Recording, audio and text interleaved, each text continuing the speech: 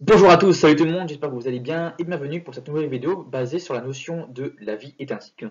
Et aujourd'hui nous allons prendre l'exemple du cycle de l'eau, connu depuis les bancs de l'école, vous vous en souvenez c'est sûr, c'est le premier cycle d'ailleurs qu'on a appris à l'école. Et d'ailleurs le cycle de l'eau, c'est le cycle d'ailleurs le plus simple car on peut le voir, l'observer, le toucher, c'est également celui qui est le plus proche de nous car on peut le voir quasiment tous les jours, et à travers, on peut le voir à travers, parce que c'est le plus visible, à travers les différents états physiques de l'eau, le gaz, liquide et solide. Donc à l'échelle du globe, à l'échelle d'une région ou même à l'échelle d'un petit endroit, à l'échelle locale, le cycle de l'eau est vraiment partout et est d'ailleurs identique. Donc l'eau s'évapore des océans, puis l'eau se condense en nuages, les nuages s'accumulent et deviennent de plus en plus lourds pour ensuite donner de la pluie ou de la neige. Donc cette pluie soit va s'infiltrer dans la terre, dans les sols pour remplir une nappe phréatique, ou va tout simplement se remplir dans les lacs pour ensuite s'accumuler dans les ruisseler dans les rivières, les fleuves et s'écouler à la mer, ou tout simplement nourrir la faune et la flore euh, du globe, de la Terre.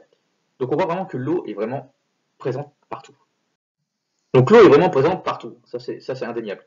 En plus de ça, c'est que l'eau a de nombreux liens avec le climat. En fait, ils ont de nombreuses interactions et sont liés. L'eau contenue dans l'atmosphère et dans les sols joue un rôle clé dans la thermorégulation locale de notre planète. Ainsi, le cycle local de l'eau influence le climat local. Donc en fait, le changement climatique va engendrer des changements du cycle de l'eau, et vice-versa.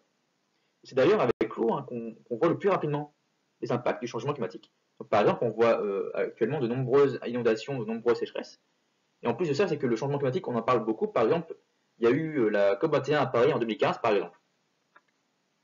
Donc on l'a vu, le cycle de l'eau a de nombreux processus, comme la précipitation, la condensation, l'infiltration ou l'évaporation. Et en plus de ça, c'est que l'eau est très liée au climat. Donc en fait, il y a un certain équilibre qu'on peut voir.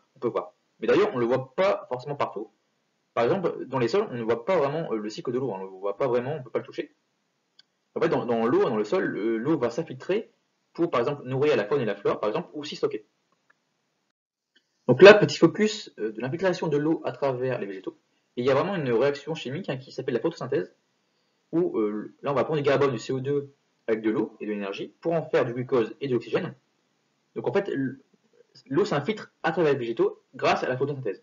Et à l'inverse, il y a la respiration cellulaire où le glucose et l'oxygène va engendrer du carbone, un CO2 et de l'eau. Donc on voit vraiment que l'eau se perd, se crée, se transforme. Et en fait, il y a vraiment un renouvellement de l'eau. Normalement, ce cycle de l'eau est en équilibre. Cependant, ce n'est pas toujours le cas et il y a de nombreuses dérégulations, comme on va le voir dans la prochaine vidéo.